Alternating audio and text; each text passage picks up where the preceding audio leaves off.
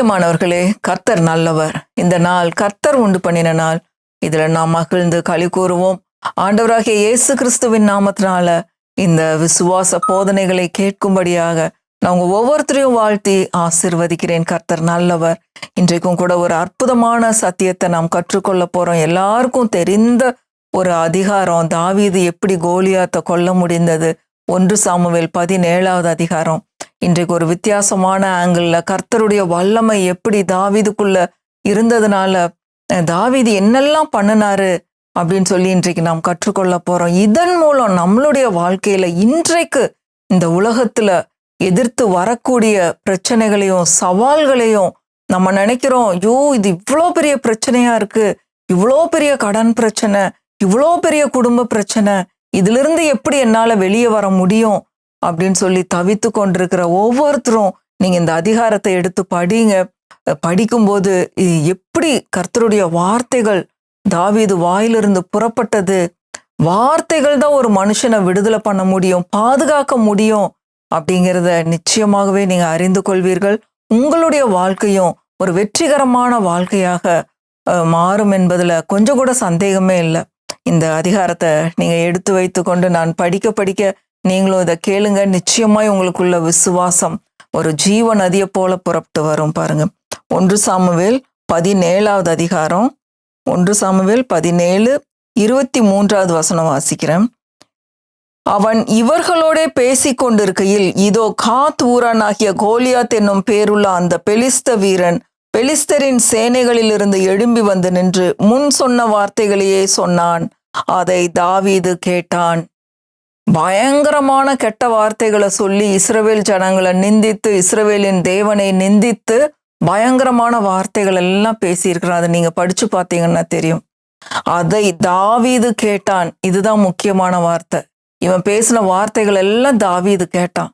கேட்டு இந்த வார்த்தைகள் தாவீத கலங்க பண்ணல. ஆனா மத்த எல்லா ஜனங்களையும், சவுலையும் சேர்த்து, அப்ப சவுல் ராஜாவா இருக்கிறாரு, சவுல் ராஜா, இஸ்ரவேல் ஜனங்கள், முழு ஆர்மி எல்லாருமே கலங்கி போயிட்டாங்க, பயந்து போயிட்டாங்க. ஆனா இந்த சிறு வாலிப பையன் மட்டும் பயப்படவே இல்லை. இவன் பெலிஸ்தன் பேசின எல்லா வார்த்தைகளையும் இந்த தாவீது கேட்டான்.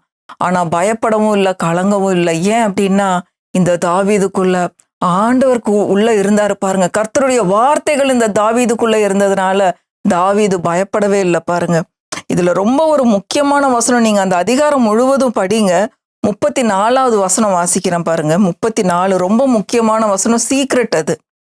தாவீது சவுலை பார்த்து, உம்முடைய அடியான் என் தகப்பனுடைய ஆடுகளை மேய்த்து கொண்டிருக்கிற போது ஒரு விசை ஒரு சிங்கமும் ஒரு விசை ஒரு கரடியும் வந்து மந்தையில் இருக்கிற ஒரு ஆட்டை பிடித்து கொண்டது. 35 நான் அதை தொடர்ந்து போய் அதை அடித்து அதை அதன் வாய்க்கு தப்புவித்தேன்.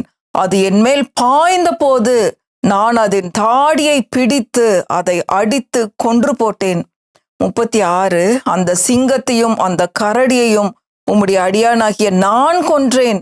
விருத்த சேதனம் இல்லாத இந்த பெலிஸ்தனும் அவைகளில் ஒன்றை போல இருப்பான். அவன் ஜீவனுள்ள தேவனுடைய சேனைகளை நிந்தித்தானே என்றான். எப்படி ஒரு சிறு வாலிப பையனுக்கு எப்படி இப்படிப்பட்ட வார்த்தைகள் வந்தது பாருங்க. அநேக சங்கீதங்களை எழுதின தாவீது எப்பொழுது கர்த்தரை துதித்து கொண்டு, ஆடி பாடி துதித்து கொண்டு, என் தேவன், என் ரட்சகர், என் கண்மலை, என் தயாபரர், இன்னும் என்னெல்லாம் வார்த்தைகளை சொல்லி சொல்லி கர்த்தரை துதித்து கொண்டே இருந்தான். பாருங்க, எத்தனையோ பிரச்சனைகள், எவ்வளவோ பாடுகள் இந்த தாவீதை தொடர்ந்து வந்த போதிலும் தாவீது கர்த்தரை ஒரு நிமிஷமும் விடல. பாருங்க, அந்த விசுவாச வார்த்தைகளானது தாவீத ஒரு பெரிய ராஜாவாகிற அளவுக்கு உயர்த்தினது. பாருங்க, விசுவாச வார்த்தைகள். இந்த பெலிஸ்தருடைய வார்த்தைகள் தாவீத கலங்க பண்ணவே இல்லை. சவுல் ராஜா கிட்ட ரொம்ப தைரியமா பேசுறான். ஒரு விசை என்னுடைய மந்தைக்குள்ள என் தகப்பனுடைய ஆடுகளை மேய்த்து கொண்டிருக்கும் போது சிங்கமும் கரடியும் வந்துச்சு. அது என் மேல பாய்ந்த போது நான் அதன் மேல பாய்ந்து அதன் வாயை பிடிச்சு அதன் தாடியை அடிச்சு ஆட்டுக்குட்டியை நான் காப்பாத்தினேன்.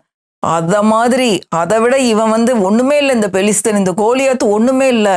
இவனை கொன்று இவனுடைய சரீரத்தை ஆகாயத்து பறவைகளுக்கு நான் உணவா போட்டுருவேன் அப்படின்னு சொல்லி ரொம்ப போல்டா பேசுறான். பாருங்க, கர்த்தருடைய வார்த்தைகள் இந்த தாவீதுக்குள்ள இருந்ததுனால, கர்த்தர் இந்த மனிதனுக்குள்ள இருந்ததுனால இவ்வளோ தைரியமா விசுவாசமாக பேச முடிந்தது பாருங்க. இந்த தாவீது கையில யுத்தத்துக்கு போகும்போது இவன் இவ்வளோ போல்டா பேசுறத பார்த்து சவுலுக்கு சரி, இவனை நம்ம ஆயுதங்கள் எல்லாம் தரிப்பித்து இவனை சண்டைக்கு அனுப்புவோம் அப்படின்னு சொல்லி சவுல் ராஜா அவரோட ட்ரெஸ்ஸு இது எல்லாத்தையும் என்னென்ன ஒரு யுத்தத்துக்கு போகும்போது போடுவாங்களோ எல்லாத்தையும் போடுறாங்க. அது நீங்க படிச்சு பார்த்தீங்கன்னா தெரியும். அவ்வளவும் போட்டு நடந்து பார்க்குறான். அந்த ஆயுதங்களை எல்லாம் தரித்து கொண்டு நடந்து பார்க்குறான். இவனுக்கு செட் ஆகலை. இல்லை இதெல்லாம் போட்டு நான் யுத்தத்துக்கு போக மாட்டேன்னு எல்லாத்தையும் கலட்டி வச்சுட்டு கையில ஒரு தடியை எடுத்துக்கிட்டான். ஆத்திலிருந்து எடுத்த 5 கூழாங்கல் அதை எடுத்து பாக்கெட்ல போட்டு ஒரு கவன்கல் இதை அடிக்கிறதுக்கு வச்சிருக்கிற அந்த கவன்கல்ல எடுத்துட்டு 3 எடுத்துக்கிட்டு போறான் பாருங்க. இந்த அதிகாரம் கடைசியில பாத்தீங்கன்னா போட்டிருக்கு, தாவீதின் கையில் பட்டயம் இல்லாது இருந்தது. இவன் அவ்வளவு 9 அடி ஆளு கோலியாத்து. பிரியமானவர்களை, இன்றைக்கு நீங்க இப்படிப்பட்ட கோலியாத்துகளை உங்களோட வாழ்க்கையில சந்தித்துட்டு இருக்கீங்களா? உங்க இருதயத்துக்குள்ள கர்த்தருடைய வார்த்தைகள் இருக்கும்போது எப்பேற்பட்ட பிரச்சனை ஆனாலும், மனிதர்கள் எவ்வளோ பெரிய மனிதர்களா இருந்தாலும், கர்த்தருடைய வார்த்தைகள் உங்களுக்குள்ள இருக்கும்போது அவர்களை நீங்கள் ஒன்றுமில்லாமல் ஆக்க முடியும். எவ்வளோ பெரிய மனிதர்களானாலும் உங்களுக்கு முன்பாக முழங்கால் படியிடுவார்கள், முகங்குப்புற விழுவார்கள். எந்த பிரச்சனையும் உங்களுக்கு முன்பாக அது முகங்குப்புற விழுகும் இயேசுவின் நாமத்தினால. ஏன்னா கர்த்தர் அவ்வளோ நல்லவர். அவருடைய வார்த்தைகள் ஒன்று கூட வெறுமையாய் திரும்பாது பாருங்க. 43வது வசனம். அந்த பெலிஸ்தன் தாவீதை பார்த்து என்ன சொல்றான்னு பாருங்க. பெலிஸ்தன் தன் தாவீதை பார்த்து, நீ தடிகளோடு என்னிடத்தில் வர நான் நாயா என்று சொல்லி அவன் தன் தேவர்களை கொண்டு தாவீதை சபித்தான். பின்னும் அந்த பெலிஸ்தன் தாவீதை பார்த்து, என்னிடத்தில் வா, நான் உன் மாம்சத்தை ஆகாயத்து பறவைகளுக்கும் காட்டு மிருகங்களுக்கும் கொடுப்பேன் என்றான். பெலிஸ்தன் இப்படி சொல்றான், நான் உன்னுடைய மாம்சத்தை ஆகாயத்து பறவைகளுக்கு கொடுப்பேன் அப்படின்னு சொல்லிட்டு. அதுக்கு தாவீது சொல்ற வார்த்தைகளை பாருங்க. 45வது வசனம். பெலிஸ்தனை நோக்கி, நீ பட்டயத்தோடும் ஈட்டியோடும் கேடகத்தோடும் என்னிடத்தில் வருகிறாய், நானோ நீ நிந்தித்த இஸ்ரவேலுடைய இராணுவங்களின் தேவனாகிய சேனைகளுடைய கர்த்தரின் நாமத்தினாலே உன்னிடத்தில் வருகிறேன். இன்றைய தினம் கர்த்தர் உன்னை என் கையில் ஒப்பு கொடுப்பார். உன்னைய என் கையில ஆண்டவர் ஒப்பு கொடுப்பாரு. நான் உன்னோட தலையை எடுத்து உன்னோட சரீரத்தின் மேல நான் ஏறி நிப்பேன்னு சொன்ன மாதிரியே தலையை வெட்டி சவுல்கிட்ட கொண்டு போறான் பாருங்க. ஒரே ஒரு கல்லு, அந்த கல்லை விட்டு எரியறான் பாருங்க. கர்த்தருடைய வல்லமை அந்த கல்லுல போய் கரெக்டா அவனுடைய நெற்றியில பட்டு இந்த பெலிஸ்தன் முகங்குப்புற விழுகிறான். பிரியமானவர்களே, இதுல நம்ம கற்றுக்கொள்ள வேண்டிய பாடம் ஏராளமா இருக்கு பாருங்க. உங்களுடைய பிரச்சனைகள் எவ்வளோ பெருசா இருந்தாலும் பிரச்சனைகளை நீங்க மேக்னிஃபை பண்ணாதீங்க. இவ்வளோ பெரிய பிரச்சனை இருக்கே, இவ்வளோ பெரிய கடனா இருக்கே, இதை எப்படி நான் சமாளிப்பேன், இது என்னால முடியாத, எந்த ஒரு சாத்தியமும் இல்லையே, எப்படி நான் இதை முடிக்க போறேன் அப்படின்னு சொல்லி பிரச்சனைகளை குறித்து உட்கார்ந்து பேசிட்டு இருக்காம, பிரச்சனைகளுக்கு முன்னாடி நின்று உங்களுடைய தேவன் எவ்வளவு பெரியவர் என்பதை, உங்களுக்குள்ள இருக்கிறவர் மகா பெரியவர் என்பதை, அதை நீங்க மகிமைப்படுத்தி பேசுங்க. இங்க தாவீது அதை தான் பேசினா பாருங்க. 47வது வசனம் பாருங்க. கர்த்தர் பட்டயத்தினாலும் ஈட்டியினாலும் ரட்சிக்கிறவர் அல்ல என்று இந்த ஜனக்கூட்டம் எல்லாம் அறிந்து கொள்ளும். யுத்தம் கர்த்தருடையது, அவர் உங்களை எங்கள் கையில் ஒப்பு கொடுப்பார் என்றான். உங்களை ஆண்டவர் பெலிஸ்தருக்கு சொல்றான், கர்த்தர் உங்களை என் கையில ஒப்பு கொடுப்பாரு. இந்த யுத்தம் இது என்னோடது இல்லை, நான் ஒண்ணுமே இல்லை, எனக்குள்ள ஒருத்தர் பெரியவர் இருக்கிறாரு. நீங்க இன்றைக்கு உங்கள் பிரச்சனைகளை பார்த்து சவால் விட்டு சொல்ல முடியும், எனக்குள்ள இருக்கிற தேவன் மகா பெரிய தேவன். இந்த செய்தியை கேட்கும் போதே உங்களுக்குள்ள விசுவாசம் கொழுந்து விட்டு எரியட்டும் இயேசுவின் நாமத்தினால. தைரியமா பேசுங்க.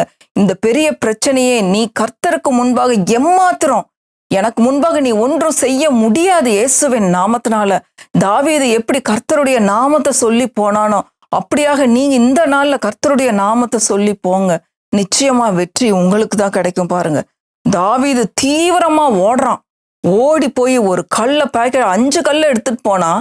ஆனா ஒரே கல்லுல அந்த கோலியாத்து முகங்குப்புற விழுந்துட்டான். ஏன்னா ஆண்டவர் பாருங்க மகிமையை அவருக்கு வரப்பண்ணும்படியாக அந்த கல்லுல கர்த்தருடைய வல்லமை பாய்ந்து சென்றது பாருங்க.